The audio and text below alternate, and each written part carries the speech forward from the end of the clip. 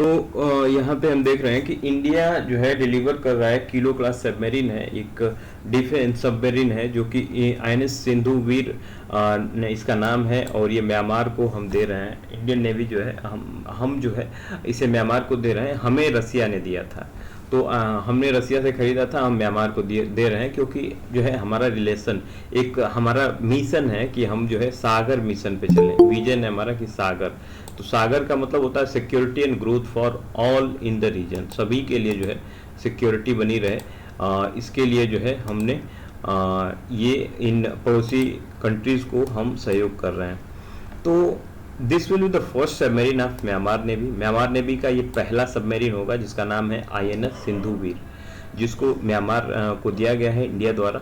अभी इसमें की टेकअवेज क्या है, कुछ चीज़ें इंपॉर्टेंट देख लेते हैं कि cooperation in the maritime domain is an important part of India enhanced engagement with Myanmar. तो म्यांमार के साथ हमारे इंगेजमेंट को बढ़ाने के लिए हमने इसके साथ कोऑपरेशन बढ़ाने के लिए ये अपना जो INS सिंधु वीर है इसे म्यांमार को दे दिया है, क्योंकि चाइना जो है उधर से उनको लेने की कोशिश कर रहा है अपने साइड, और इंडिया जो है अपने साइड लेने की कोशिश कर रहा है। तो सागर इनिशिएटिव के तहत जो इंडिया ने ये जो सागर विजन शुरू किया है, इसके तहत जो है security and growth for all in the region, सभी के लिए जो है सिक्योरिटी हो और जो है ग्रोथ हो सबका, इसके लिए जो है हमने ये सागर मिशन चला रखा है, और इसके तहत ही हमने INS सिंधु वीर म्यांमार को दिया है। And in line with build capacity and self reliance in all neighbouring country. तो ये जो है नाइबरिंग कंट्रीज में जो है ये लोग सेल्फ रिलायंस हो सके, ताकि जो है किसी के ऊपर डिपेंड ना होना पड़े। यदि म्यांमार पे कोई अटैक करता है तो ऐसा ना हो कि इनको अगल बगल के कंट्रीज से हेल्प लेनी पड़े, खुद भी रिलायंस रहे, खुद भी जो है अपने से इनसे जो है लड़ने के लिए तैयार रहें जो भी इनके प्रतिद्वंदी कंट्री है। तो INS सिंधु वीर जो कि म्यांमार को दे दिया गया, और पहला म्यांमार का सबमरीन है, और इसका नाम याद रखिएगा सिंधु वीर। A group of US senators has asked to India to join the Blue Dot Network। तो सीनेटर जो हैं ये अपर हाउस के मेंबर होते हैं यूएस में, यूएस के अपर हाउस के मेंबर जो होते हैं उसे सीनेटर्स कहते हैं। लोअर हाउस होता है जिसमें कि अदर मेंबर्स होते हैं। तो सीनेटर्स जो होते हैं ये अपर हाउस के होते हैं, ये काफ़ी खास होते हैं। इससे कैबिनेट जो है ये प्रेसिडेंट के बहुत ही करीब होते हैं, जो कि डिसीजन लेने में हेल्प करते हैं इनकी। इन्होंने कहा है कि ब्लू डॉट नेटवर्क को ये लोग साइन करने, एक लेटर में जो है इन्होंने कहा है इंडिया को कि ये लोग ब्लू डॉट नेटवर्क साइन कर लें। तो ब्लू डॉट नेटवर्क है का कि इसको जो है ये जो है इनिशिएटिव इसलिए साइन करते हैं कोई कंट्री, क्योंकि सिविल प्रमोट करने के लिए high quality trusted standard of global infrastructure development. जैसे कि कहीं भी कोई एक पोर्ट का निर्माण हो रहा है, रोड का निर्माण हो रहा है, ब्रिज का निर्माण हो रहा है, तो ये जो है बिल्कुल इंडो पैसिफिक रीजन में जो इस रीजन में एक ग्लोबली रिकॉग्नाइज कर दे कि हाँ ठीक है, यहाँ पे जो है ऐसे इंफ्रास्ट्रक्चर क्रिएट किए जा रहे हैं जिससे जो है जो उस एरिया में ट्रेड करना आसान हो जाएगा। तो इस तरह की जो ये हमें रिकॉग्नाइजेशन देते हैं ब्लू डॉट नेटवर्क जैसे जो है एक बॉडी। तो BDN जो है इसे announced in 2019 at the Indo Pacific business forum in Bangkok Thailand. तो BDN ने अनाउंस किया था 2019 Indo Pacific business forum Bangkok में कि it is led by the US along with Japan and Australia. एक मिनट 2019 में इंडो पैसिफिक बिजनेस फोरम में Bangkok के थाईलैंड के बैंकॉक में जो है BDN इसे अनाउंस किया गया था ब्लू डॉट नेटवर्क को, और ये जो है USA, जापान और ऑस्ट्रेलिया ने इसे मिलकर बनाया हुआ है। ये एक मल्टी स्टेक होल्डर इनिशिएटिव है जो कि सारे गवर्नमेंट को जो भी इस इंडो पैसिफिक रीजन में आते हैं, इंडो पैसिफिक रीजन में जो कंट्रीज आते हैं उनको एक साथ उनकी गवर्नमेंट को लाना, और जो है इनकी जो सेक्टर्स हैं उनको डेवलप करना, जैसे प्राइवेट सेक्टर्स है, सिविल सेक्टर्स हैं, उनको प्रमोट करना, हाई क्वालिटी और ट्रस्टेड स्टैंडर्ड का बनाना, ये ग्लोबल इंफ्रास्ट्रक्चर डेवलपमेंट करना, ये सारा काम जो है ब्लू डॉट नेटवर्क का है। It is expected to serve as a globally recognized evaluation and certification system for road, ports, bridge with a focus on Indo-Pacific region। Indo-Pacific region में वही रोड, पोर्ट्स, ब्रिज जो बनाए जा रहे हैं उसको ये ग्लोबली रिकॉग्नाइज करते हैं। It is not offer public funds और लोन्स टू द प्रोजेक्ट। ये कोई पब्लिक फंड्स या फिर जो है लोन्स नहीं देते हैं। बस रिकॉग्नाइजेशन करते हैं। Blue dot certification shall serve as a globally recognised seal of approval for major infrastructure project. तो जो मेजर इंफ्रास्ट्रक्चर प्रोजेक्ट हैं उनके लिए एक सील है कि हाँ ठीक है, ये इनके मुहर लग जा रही है तो ये ठीक है, जो है ये ग्लोबली रिकॉग्नाइज्ड हो गया, ये पोर्ट या फिर जो है ये ब्रिज या फिर ये रोड कुछ भी। अब रसिया प्रेसिडेंट ने प्रपोज किया है न्यू स्टार्ट ट्रीटी को ज्वाइन करने के लिए। न्यू स्टार्ट ट्रीटी क्या है कि स्ट्रेटेजिक आर्म्स रिडक्शन ट्रीटी, ये यूएस और रसिया के बीच में साइन हुआ था कि ताकि फर्दर कोई बड़ा युद्ध न हो, इसके लिए न्यू स्टार्ट ट्रीटी साइन की गई थी। ये जो है न्यू स्टार्ट ट्रीटी जो है इसके एक्सटेंड करने के लिए 1 ईयर एक्सटेंड करने के लिए रसिया ने प्रपोज किया है। रशियन प्रेसिडेंट ने इसे प्रपोज किया है कि न्यू स्टार्ट ट्रीटी को 1 साल और जो है हम एक्सटेंड करें। तो इसमें आर्म रिडक्शन ट्रीटी है कि हम हथियार कम रखें, रसिया भी कम रखे और जो है ये क्या कहते हैं कि यूएस से भी कम हथियार रखें। तो इनका यही काम है कि जो ऑफेंसिव आर्म्स हैं उनको कम करना। It is a treaty on measures for the further reduction and limitation on strategic offensive arms. जो ऑफेंसिव आर्म्स हैं उनको कम कर देना ताकि वॉर लाइक सिचुएशन हो तो बहुत ज़्यादा डिस्ट्रक्शन ना हो। It came into force on 5 फरवरी 2011। 2011 में ये जो है चलन में आया था। It is a successor to the START framework of 1991 at the end of Cold War that limited both sides 1600 strategic delivery vehicles and 6000 warhead। तो जो भी मिसाइल और जो भी जो है ये लोग यूज कर रहे हैं एक्सप्लोसिव, उसको ये कम करें। जो भी व्हीकल है इनके पास उसको कम करें। और जो है ये स्टार्ट जो ट्रीटी हुई थी ये 1991 में हुई थी जब कोल्ड वॉर चल रहा था, जो इन कंट्रीज के बीच में कोल्ड वॉर चल रहा था, यानी कि ऐसे वॉर जो कि हथियार से नहीं लड़े जा रहे थे, ये ट्रेड रिलेशंस के ऊपर लड़े जा रहे थे। किसी के ट्रेड रिलेशन, किसी पे ट्रेड सैंक्शन लगा दिए, किसी को जो है किसी का एक्सपोर्ट रोक दिया। तो इस तरह के वॉर जो है ये कोल्ड वॉर कहलाते थे। और ये जो है स्टार्ट फ्रेमवर्क 1991 में शुरू हुआ था, जो कि इन वीपन्स जो कि आर्म्स हैं उनको रिड्यूस करने की बात हुई थी 1991 में। फिर 2011 में न्यू स्टार्ट जो है इसे साइन किया गया था। न्यू स्टार्ट में कुछ और चीज़ें आई थी, जैसे कि ये लोग जो है कंटिन्यू किए इस प्रोसेस को। जो है इन्होंने फिर बाद में 700 जो है इनके पास व्हीकल हुई, स्ट्रेटेजिक लॉन्चर्स हुए और 1550 जो है वॉर हेड्स थे, यानी जो भी एक्सप्लोसिव थे इनके पास। It will expire in February 2021 unless extended for 5 year. तो इसे 5 साल के लिए एक्सटेंड अभी कर दिया गया है, लेकिन जो है कुछ महीने पहले रसिया ने ये प्रपोज किया था कि February 2021 में एक्सपायर हो रहा है, इसको जो है हम एक्सटेंड कर रहे हैं। 1 साल के लिए इन्होंने कहा था, लेकिन जो है 5 साल के लिए यूएस मान गया और 5 साल के लिए इन्होंने इसे एक्सटेंड कर दिया है। अब यूएस और इंडिया के बीच में जो है कुछ एग्रीमेंट साइन हुए हैं, जैसे कि बेका, BECA। बेका क्या है? बेका जो है एक इनके साथ एक इनिशिएटिव साइन हुआ है और इसमें क्या है, बेसिक एक्सचेंज करेंगे वो लोग cooperation agreement for Jio spatial cooperation, यानी कि अपने मैप्स की जो है ये दिखाएंगे कि हाँ ठीक है, जियो स्पैटियल जो इनका मैपिंग सिस्टम है उसके हिसाब से क्या चल रहा है इंडिया में, कैसे जो है क्या प्रॉब्लम्स आ रही हैं, वो मैपिंग हमें प्रोवाइड कर देगा, जिससे जो है हमें जो बड़े खतरे होने हैं उसे रोका जा सकता है। बेका का काम है बेसिक एक्सचेंज करना, cooperation agreement for Jio spatial cooperation, which lets the Indian US Armed Force exchange geospatial information, follows 3 other agreement that aims to protect the military information shared by US। तो US के द्वारा जो है ये लोग India के साथ जो ये इंफॉर्मेशन शेयर कर रहे हैं उसको ये रेगुलेट कर रहा है। तो इसमें एक है GSOMIA। GSOMIA जो है ये है जनरल सिक्योरिटी मिलिट्री इंफॉर्मेशन। तो मिलिट्री इंफॉर्मेशन के बारे में जानकारी देगा GSOMIA, यानी कि इंडिया जो है अमेरिकन ट्रूप्स की हेल्प ले सकता है और जो है अमेरिकन जो है इंडिया के ले सकता है।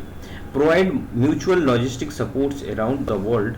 लॉजिस्टिक सपोर्ट ये वर्ल्ड में कहीं भी ले सकते हैं। लियोमा जो है logistic exchange memorandum on agreement, तो कुछ भी लॉजिस्टिक इनको हेल्प चाहिए तो ये जो है इस एग्रीमेंट से ले सकते हैं। Plus facilitate communication between the weapons platform of the 2 arm forces. COMCASA जो है ये कम्युनिकेट करेंगे कंपैटिबिलिटी एंड सिक्योरिटी एग्रीमेंट से कि हाँ ठीक है जो है ये जो है अपनी कम्युनिकेशन को जो है ये लोग एक्सचेंज करेंगे, और जो है जो भी हेल्प होगा यूएस से इंडिया और इंडिया से यूएस की तरफ ये लोग सारी चीज़ें ले सकते हैं।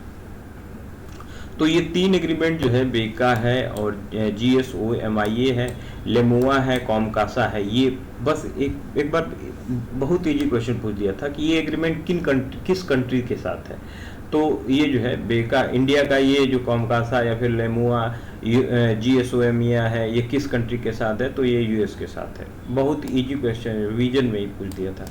तो ऐसे भी क्वेश्चन पूछे जाते हैं जो कि काफ़ी इजी होते हैं और जिन्हें जो है आसानी से किया जा सकता है। तो जो है आप यदि इसे देखे रहेंगे तो इसे करेक्ट कर लेंगे।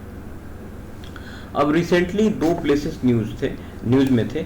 एक था जो है बगलान और कुंडूज, ये जो है 2 प्लेसेस थे अफगानिस्तान में। तो ये प्लेसेस हो सकता है कि पूछे, क्योंकि अभी जो है अफगानिस्तान में जो हालात हैं वो काफ़ी ख़राब हैं, और ये जो बगलान और कुंडूज है ये लगभग 3-4 महीने पहले की ये न्यूज़ है कि यहाँ पे ये जो प्लेस है यहाँ पे तालिबानियों ने कब्जा कर रखा था, यहाँ पे बॉम्बिंग वगैरह भी की थी, इसलिए जो है यहाँ पे काफ़ी नुकसान हुआ था, और बगलान और कुंडूज न्यूज़ में थे। तो ये अभी के रिस्पेक्ट में तो जो है हम इसको नहीं कंसिडर करेंगे, लेकिन 3-4 महीने पहले की ये कंडीशन थी। अब प्लेसेस इन न्यूज़ देखें तो टिगरी रीजन है, इथोपिया में एक टिगरी रीजन है जो कि इथोपिया का पार्ट है, ये टिगरी। और टिगरी रीजन में जो है इन्होंने इथोपिया को 9 पार्ट में जो है बांटा गया है, जिसमें एक पार्ट है टिगरी। तो टिगरी रीजन में बहुत सारे प्रॉब्लम्स आ रही हैं, और जो है यहाँ के PM जो है वो वॉर लाइक सिचुएशन क्रिएट कर रहे हैं, क्योंकि Ethiopia is on the brink of civil war होने वाला है after Ethiopia's prime minister announce that he had ordered troops to counter an allegedly violent attack by armed forces in the country's northern Tigray region। तो Tigray reason में कुछ हो नहीं रहा है, लेकिन जो है इथोपिया के जो प्राइम मिनिस्टर हैं उन्होंने एलिजिडली यानी कि जानबूझ के जो है यहाँ पे वायलेंट अटैक करवाना चाह रहे हैं, इस रीजन में जो है प्रॉब्लम क्रिएट करना चाहते हैं। तो इसलिए जो है यहाँ पे सिविल वॉर जैसी कंडीशन शुरू हो गई है। सिविल वॉर का मतलब वही कि इंटरनल डिस्टर्बेंस हो, यानी कि लोग खुद ही विद्रोह कर दें गवर्नमेंट के खिलाफ में। तो ऐसी जो है कंडीशन यहाँ पे इथोपिया के टिगरी रीजन, ये आप देख सकते हैं मैप में, टिगरी रीजन है यहाँ पे बन रही है। टिगरी रीजन जो है ये नॉर्दर्न मोस्ट पार्ट है 9 रीजन का, जो कि इथोपिया के 9 रीजन्स है, उसके 9 रीजन का ये बिल्कुल नॉर्दर्न पार्ट है, और it is the homeland of Tigrayan, Irob and Kunama people. तो ये यहाँ के ट्राइब्स हैं टिग्रियन, इरोब एंड कुनामा पीपल।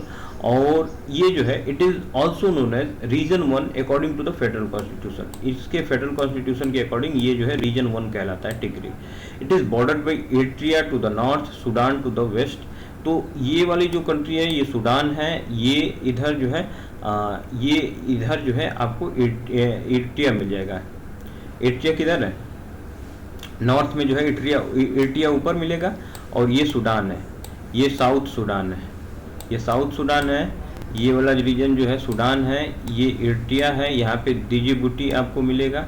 और ये जो है ये वाली कौन सी कंट्री है? सोमालिया है, और ये एरिट्रिया है। कौन सी कंट्री है यहाँ देख लेते हैं मैप में, एरिट्रिया है शायद।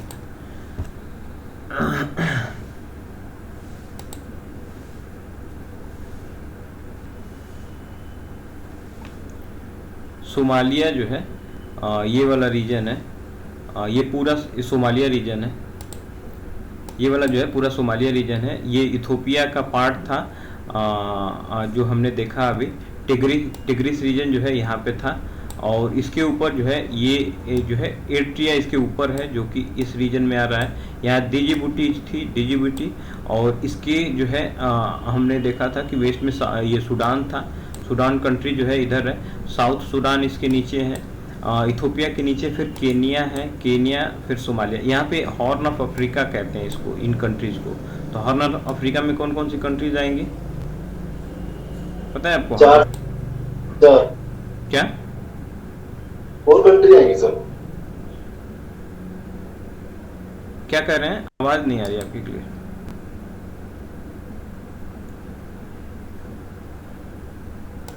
हम्म तो जो है हॉर्न ऑफ अफ्रीका में एरिट्रिया आएगी, डिजिबुटी आएगी, सोमालिया आएगी, इथोपिया, ये कंट्री जो होंगी हॉर्न ऑफ अफ्रीका में आएंगी। 4 कंट्रीज आती हैं। और जो है ये हम देख रहे हैं कि कल वाले में ही आप लोग देख रहे थे ना रेड सी के बारे में और गल्फ ऑफ एडन। यहाँ जो है ये यमन कंट्री थी, ऊपर ओमान थी, ये कंट्रीज देखा था आपने ना। ये सऊदी अरेबिया थी। यहाँ 2 नदियाँ आ रही थी, टिग्रस और यूफ्रेटस, जो कि पर्शियन गल्फ में गिर रही थी। इधर ईरान था, इराक था, ये ईरान था। ये कंट्रीज क्लियर हैं कि नहीं? Yes sir. कल शायद आप लोग ये पढ़े थे ना। जी सर। हम्म। तो इसमें आपने देखा था कि हाँ इधर जो है ये कौन सा स्टेट था, बॉब एल मंडेब था, जो कि रेड सी और जो है गल्फ ऑफ एडन को जोड़ रहा था। ठीक है। और ये कौन कौन से जो है कंट्रीज को सेपरेट कर रहा था, किस किन 2 कंट्रीज के बीच में था बॉब एल मंडेब। तो ऊपर ऊपर जो है यमन था और नीचे कौन सा कंट्री था, डिजिबुटी। तो ये जो कंट्रीज हैं इनके बीच में बॉब एल मंडेब जो है जल संधि है। और इधर गल्फ ऑफ एडन था, इधर रेड सी था। तो रेड सी जो है ये लाल कलर की इसलिए होती है क्योंकि लाल कलर की एल्गी पाई जाती है, इसलिए इसका कलर रेड कलर का होता है। ये सिनाई पेनिनसुला के बारे में आपने देखा था कि सिनाई पेनिनसुला जो है ये एशिया में आ रहा है। और इसमें जो है इस पे जो है एक जो है वो बना हुआ है, क्या कहते हैं उसको, कैनाल है। क्या नाम है उसका कैनाल का? Suez canal. Suez canal. ठीक है, उसको भी देख लेते हैं। स्वेज कैनाल देखते हैं। देखिए ये जो है स्वेज कैनाल है, यहाँ पे ये स्वेज कैनाल है। और स्वेज कैनाल जो है ये मैन मेड कैनाल है, इसको जोड़ा गया है। क्योंकि जो यदि मैप में यदि आप देखेंगे तो ऊपर यूरोप पड़ेगा, इधर यूरोप पड़ेगा, इसके ऊपर इटली के ऊपर जो है ये इटली जो है ये यूरोप है। और इस साइड जो है, इस साइड आपको मिलेगा जो है एक मिनट इस साइड जो है आपको मिलेगा यूके मिलेगा। तो यूके को जो है इंडिया में आना था। तो इंडिया में आने के लिए लोग इधर से चारों तरफ घूम के आते थे। ये जो अफ्रीका है, अफ्रीका के किनारे किनारे इधर से आए, ये बिल्कुल इधर से घूम कर और जो है घूमते घूमते ये ऐसे करके ये यहाँ से इंडिया की तरफ जाते थे। इंडियन ओशियन में आ गए, फिर इंडिया चले गए। तो इतना घूमना पड़ता था इनको। लेकिन फिर क्या हुआ, इन लोगों ने क्या किया कि यहाँ से ये गिब्राल्टर जल संधि है, यहाँ पे गिब्राल्टर जल संधि जो है इससे ही ये अंदर चले आए। और यहाँ से ये मेडिटेरेनियन सी होते हुए ये चले गए ये स्वेज कैनाल के पास में। अब स्वेज कैनाल के पास से ये कैनाल से पास हो गए, रेड सी में आ गए, रेड सी से होते हुए ये लोग बॉब एल मंडेब से होके इंडिया चले गए। समझ में आ रहा है?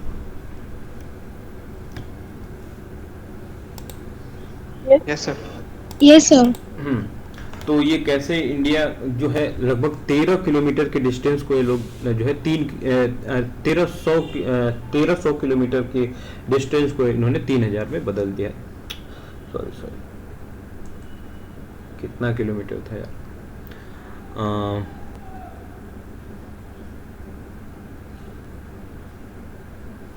काफी लंबी दूरी को, मुझे ये नंबर याद नहीं आ रहा है, शायद मैंने इसमें लिखा होगा।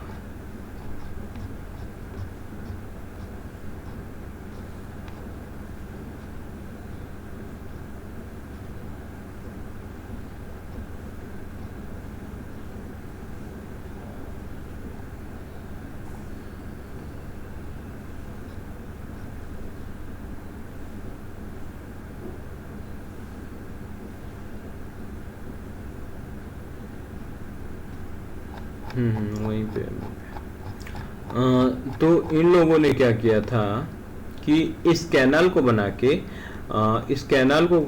के एक लंबी दूरी को जो है काफी कम कर दिया था। कहाँ लिखा है यार,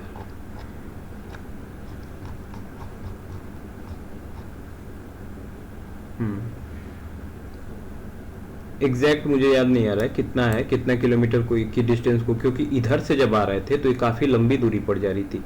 इस साइड से आके फिर जो है इधर से इधर होते हुए फिर इस साइड होके जो है इंडिया में आते थे। लेकिन अभी क्या था, ये गिब्राल्टर जो जल संधि है इससे अंदर घुसे। गिब्राल्टर जल संधि को याद रखिएगा कि अटलांटिक ओशियन और मेडिटेरियन सी को जो है जोड़ता है गिब्राल्टर जल संधि, और जो है ये अलग कर रहा है किसको, तो ये जो है अफ्रीकन जो कॉन्टिनेंट है इसको, और जो है ये जो है यूरोप वाला रीजन है, इन दोनों को अलग कर रहा है गिब्राल्टर जल संधि।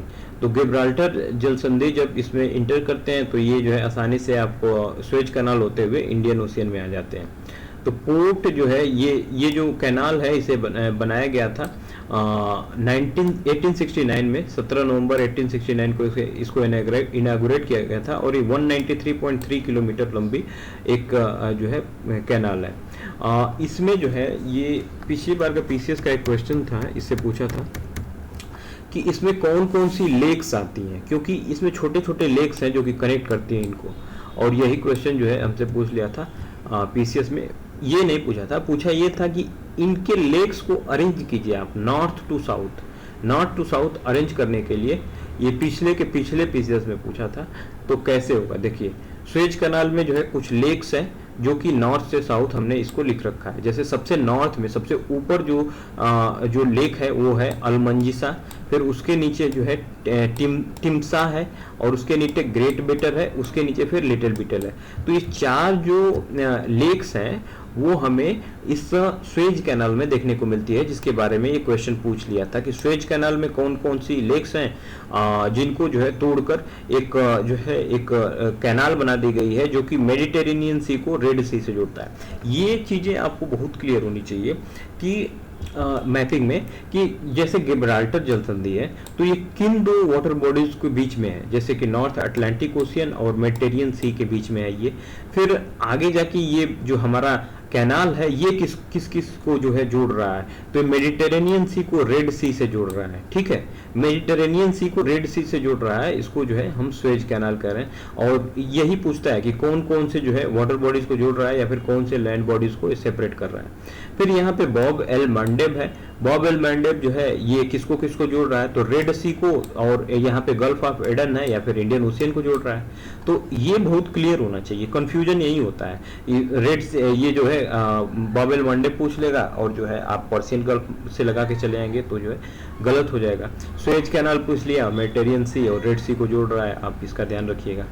गल्फ जो है गिब्राल्टर पूछ लिया तो ये अटलांटिक को मेडिटेरियन सी से जो है जोड़ रहा है।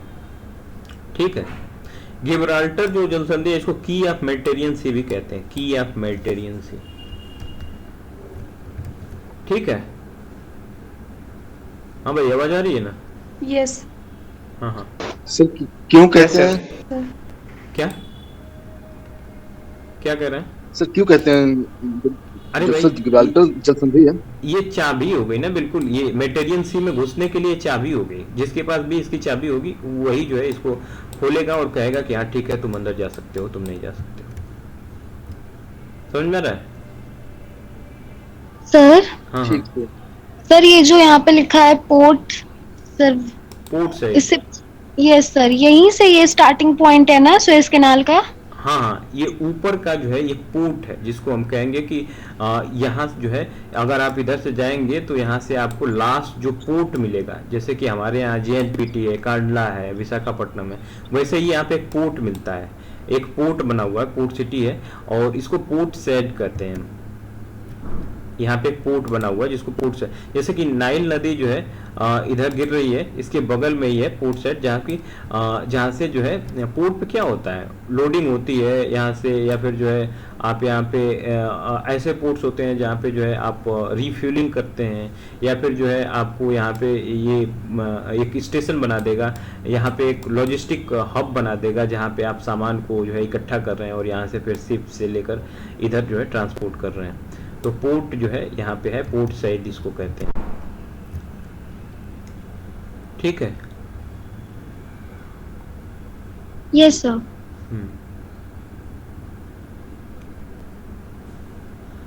दो चीजें और इसमें देख लीजिएगा कि ये जो सिनाई पेनिनसुला है, ये वाला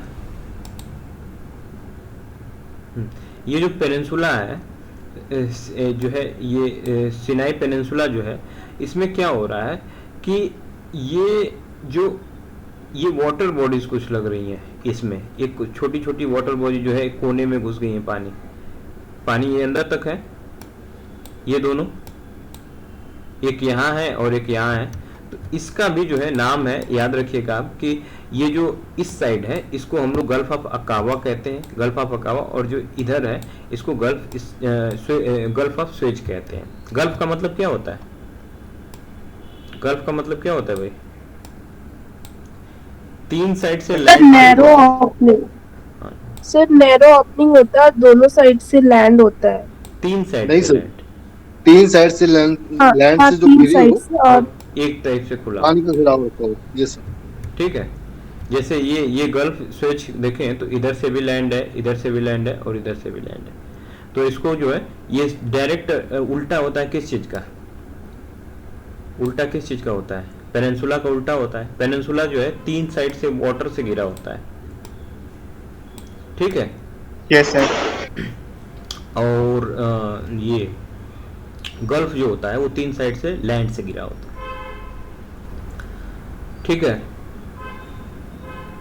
अब इसको यहाँ देखना चाहें तो कुछ लेक्स भी हैं, आप देख सकते हैं, जैसे कि लेक असल है, फिर लेक टाना है, लेक तुर्काना है, एल्बर्ट है, एडवर्ड है, फिर तंगनईका है, लेक विक्टोरिया। लेक विक्टोरिया से नाइल नदी निकलती है, ठीक है। नाइल नदी जो कि ये जो है लॉन्गेस्ट रिवर है और इधर जाके इजिप्ट से गिरती है ये।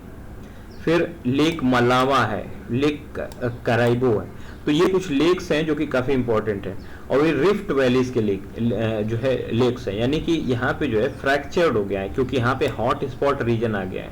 हॉट स्पॉट रीजन का मतलब ये होता है कि वोल्केनो जो हमारा जो एस्टेनोस्फेयर में है वो यहाँ की ज़मीन को कुछ इसने जो है प्लेट को जो है कमज़ोर पाया है, कमज़ोर पाने के कारण जो है इसको तोड़ दिया है। तो हो सकता है कि ये वाला जो पोर्शन है ये आने वाले कुछ 100 सालों में, कई लाख करोड़ सालों में ये यहाँ से ये टूट कर और ये अलग हो जाए अफ्रीका से, क्योंकि ये जो है ये बिल्कुल फ्रैक्चर्ड वे में इसको दिखा रहा है। तो ये जो है कुछ समय में अलग हो सकता है इस रीजन से। तो इन्हीं जो फ्रैक्चर्ड है उसमें पानी भर गया है और ये लेक्स बन गई हैं। तो लेक ताना, आपको लेक असल सबसे ऊपर, इनको जो है यहाँ से क्वेश्चन इसलिए आता है कि इनको नॉर्थ टू साउथ अरेंज करें, अफ्रीकन इन लेक्स को नॉर्थ टू साउथ अरेंज करें। लेक असल सबसे ऊपर है, फिर लेक ताना है, लेक तुर्काना है, लेक एल्बर्ट है, लेक एडवर्ड है, लेक विक्टोरिया, लेक तंगनाइका, फिर लेक मलावा, लेक कराइबो। ये जो कुछ लेक्स हैं जिनके बारे में आपसे पूछ सकता है, इनको अरेंज करने के लिए कह सकता है, ठीक है।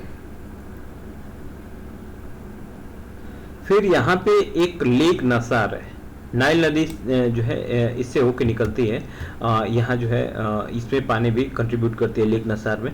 तो ये मैन मेड है, यहाँ की जो है ये पूछ देगा कि अफ्रीकन कौन सी लेक है जो कि मैन मेड है, और सब तो रिफ्ट से बनी है, नेचुरल प्रोसेस है ये, लेकिन मैन मेड यहाँ पे एक लेक बनी है जिसको लेक नसार कहते हैं, ठीक है। समझ में आ रहा है भाई? Yes sir. Yes sir. सबको क्लियर हो रहा है कि मैं ऐसे ही बोलता जा रहा हूँ? सर क्लियर है, क्लियर हो रहा है सर। तो इन रीजन का आप ध्यान रखिएगा, और इसमें मैपिंग में और जो है अच्छे तरह से जो है लाल कराएंगे, हो सकता है अफ्रीकन जो कॉन्टिनेंट है इसको ठीक से कराएंगे कि इजिप्ट में जो है एक एलेक्जेंड्रिया पोर्ट आता है। एलेक्जेंड्रिया पोर्ट जो है ये नाइल नदी जब इधर से जाती है ना, नाइल नदी जो है इधर विक्टोरिया लेक से ओरिजिनेट होती है, तो विक्टोरिया लेक से ओरिजिनेट होके ये जो है इजिप्ट में गिरती है। इजिप्ट में गिरती है तो यहाँ पे जो है एक एलेक्जेंड्रिया, यहाँ पे इसका मुहाने को जो है एलेक्जेंड्रिया पोर्ट कहते हैं, जहाँ पे पानी इसका गिरता है। फिर ये पोर्ट साइड के बगल में ये एलेक्जेंड्रिया, आप ध्यान रखिएगा। फिर इसमें पूछ लेता है कि जो है मेडिटेरियन सी के जो है अलोंग कौन कौन सी कंट्रीज़ हैं। मेडिटेरियन सी जो है ये वाला मेडिटेरियन सी, इसके अलोंग कौन कौन सी कंट्रीज़ पूछ लेगा। तो अगर अफ्रीकन कंट्रीज यदि हम देखें तो ये जो है हमें इजिप्ट दिखेगा, लीबिया दिखेगा, ट्यूनिस दिखेगा, इधर जो है आपको स्पेन दिखेगा, फिर जो है पोर्टुगीज दिखेगा, फिर जो है फ्रांस दिखेगा, इटली दिखेगा, और भी जो है यहाँ पे छोटी छोटी कंट्रीज हैं वो दिखेंगी आपको। फिर इधर जो है आपको इजराइल दिखेगा, लेबनान दिखेगा, जॉर्डन दिखेगा। तो इन कंट्रीज को जो है आप याद रखिएगा, चारों तरफ की कौन कौन सी जो है कंट्रीज मेडिटेरियन सी को जो है कवर कर रही हैं, जो इनको टच कर रही हैं। तो इस प्रकार के क्वेश्चन जो है आपको इसमें से पूछे जा सकते हैं। तो हम जो है इसको इसलिए देख रहे थे क्योंकि यहाँ का जो टिग्रिस रीजन है इथोपिया का, इस यहाँ पे टिग्रिस रीजन है इथोपिया का, वहाँ पे सिविल वॉर लाइक कंडीशन जो है अराइज हो रही थी, इसलिए जो है ये रीजन न्यूज में था, टिग्रिस रीजन। तो बस आपसे क्वेश्चन ये पूछ सकता है कि टिग्रिस रीजन जो है ये किस जो है कंट्री में पड़ता है। तो टिग्री जो है ये इथोपिया का पार्ट है, इथोपिया का नॉर्दर्न पार्ट है। और ये जो है ये भी पूछ सकता है कि इथोपिया से कौन कौन से कंट्रीज बॉर्डर लगा रही हैं, या फिर जो है टिग्री से कौन सा जो है कंट्री बॉर्डर लगा रहा है। तो याद रखिएगा कि ये जो इरिट्रिया ऊपर है ये बॉर्डर लगाता है, इधर सूडान है, इथोपिया से बॉर्डर लगाता है, इधर साउथ सूडान है, केनिया है, सोमालिया है। तो ये कंट्री जो है इथोपिया से बॉर्डर लगा रही है। ठीक है। फिर अगला जो टॉपिक है वो है Indian diplomat elected to UN advisory committee on administrative and budgetary question. Administrative और बजटरी काउंसिल जो क्वेश्चन एराइज होते हैं उस कमेटी में यूएन ने इंडियन डिप्लोमेट को शामिल किया है। तो यूएन एडवाइजरी कमेटी में यहाँ जो है इंडियन डिप्लोमेट शामिल हुए हैं। अब इनका जो है नाम है विदिशा मैत्रा। आप जो है इनका नाम याद रखिएगा कि Indian diplomat Vidisha Maitra was elected to the UN advisory committee on administrative and budgetary question.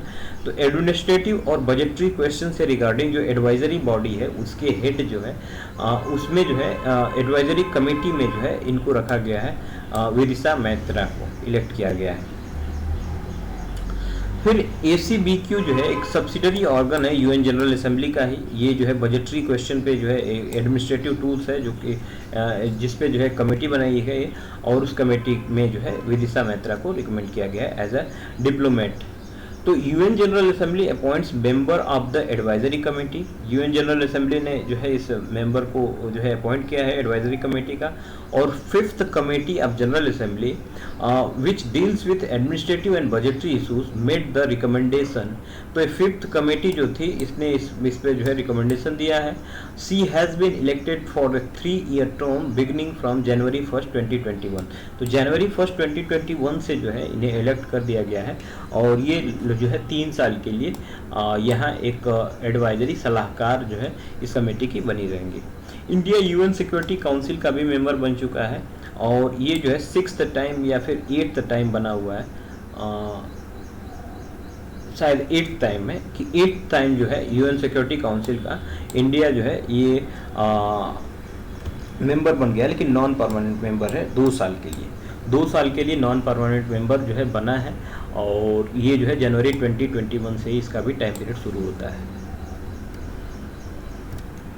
तो ये जो है हम कहाँ कहाँ इलेक्ट हुए हैं।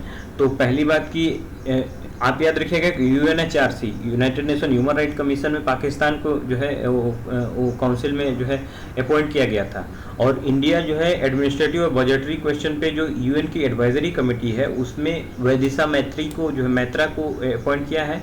प्लस यूएन सिक्योरिटी काउंसिल जो है यूएन सिक्योरिटी काउंसिल जो है उसमें भी नॉन परमानेंट मेंबर 2 साल के लिए इंडिया को अपॉइंट किया गया है। फिर कुछ इंपॉर्टेंट वैल्यू एडिशन यदि देखें यहाँ पे, तो ACABQ जो है ये 16 मेंबर्स यहाँ पे अपॉइंट होते हैं, और ये असेंबली जो है इंडिविजुअल कैपेसिटी पे इनको अपॉइंट करती है। फिर फंक्शन क्या है इसका? फंक्शन ये है to advise the general assembly concern and administrative budgetary matter refer to it. तो जो भी एडमिनिस्ट्रेटिव और बजटरी मैटर होगा, जो भी बजट एलोकेशन करना होगा, या फिर जो है जो भी एडमिनिस्ट्रेटिव निर्णय लेने होंगे, उसके लिए जो है ये असेंबली से सलाह लेते हैं ये लोग, एक कमेटी से जो है सलाह लेते हैं, यूएन की जो एडवाइजरी कमेटी है। फिर एक और जो है नागोर्नो कारबाख पीस डील जो है ये काफ़ी इंपॉर्टेंट अभी न्यूज़ में था, क्योंकि आर्मेनिया और अजरबैजान के बीच में जो है एक डील साइन हुई थी, एक जो है एग्रीमेंट साइन हुआ था इनके बाउंड्री डिस्प्यूट को लेकर। तो इनके बीच में जो है फिर से ये जो है प्रॉब्लम स्टार्ट हो गई थी, लेकिन अभी जो है इसकी एग्रीमेंट को फिर से जो है एक्सटेंड कर दिया गया है। इसमें हुआ क्या है कि Russia broked a new peace deal between Armenia and Azerbaijan, the two countries that have been in a military conflict for over 6 week. तो इसमें जो है ब्रोकर्ड किया है रसिया ने, बिचौलिया जो है बना हुआ है रसिया इन दो कंट्रीज के बीच में, आर्मेनिया और अजरबैजान के बीच में। तो 6 वीक से जो है इसमें कॉन्फ्लिक्ट चल रहा था। ये पहले का ही एग्रीमेंट है जिस पे जो है ये फिर से एक इशू एराइज हो गया था, जिसमें रसिया ने इसको ब्रोकर्ड किया है। और the dispute region of Nagorno Karabakh in the south Caucasus. तो कैवकस माउंटेन यहाँ पे पड़ता है, कैवकस माउंटेन जो है यहाँ पे पड़ता है। यदि आपको मैप पे मैं दिखाऊं,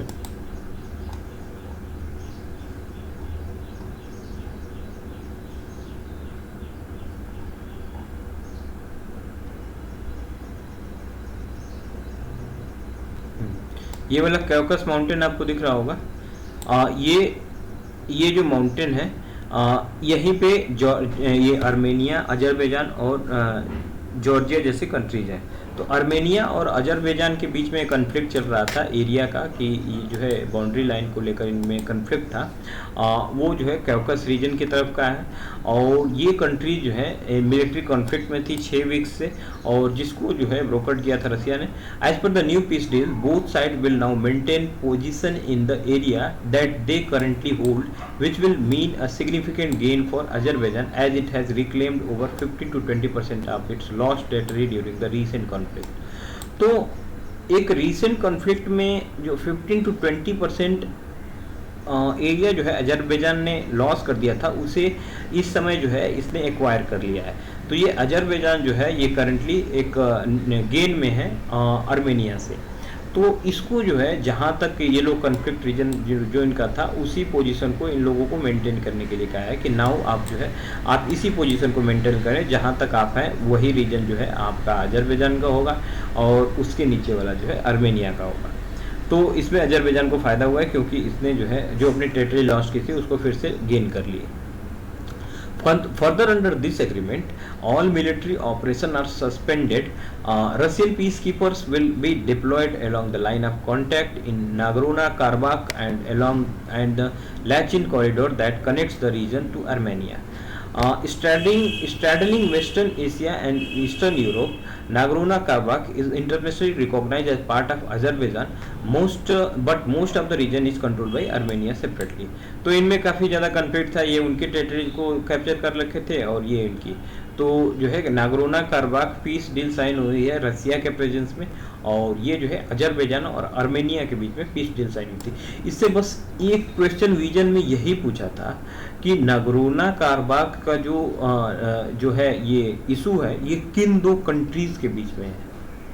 बस इतना ही क्वेश्चन पूछा था 6 महीने पहले का, भले ही करंट अफेयर है जो करंट इशूज हम देख रहे हैं, लेकिन जो है आपसे उतना डीप में नहीं पूछेगा कि इसमें जो है ये क्वेश्चन भी था कि इन दो कंट्रीज के बीच में कौन सा ब्रोकर्ड किया था, तो है कौन सी कंट्री जो है ब्रोकर्ड की थी, ये क्वेश्चन पूछा था। और जो है आपसे ये पूछा था कि नागरोना कारबाख पीस डील जो हुई थी वो किन दो कंट्रीज के बीच में हुई थी। तो ये जो है विजन का क्वेश्चन था, और जो है बस इतनी चीज़ें यदि रिवाइज होंगी तो आप जो है इसको कर लेंगे क्वेश्चन को, क्योंकि हम जो है 6 महीने पहले भी करंट अफेयर देखे होंगे, लेकिन वो जो है रिवीजन के न होने के कारण जो है ये बेसिक चीज़ें भूल जाती हैं बिल्कुल, कि ये एकॉर्ड किस में साइन हुआ था ये भी नहीं याद रहता है।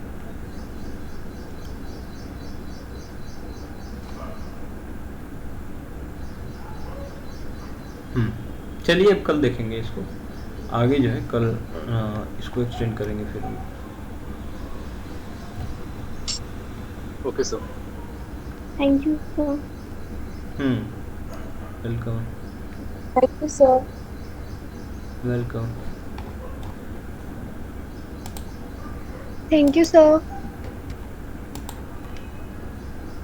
हाँ भाई। Thank you sir. हम्म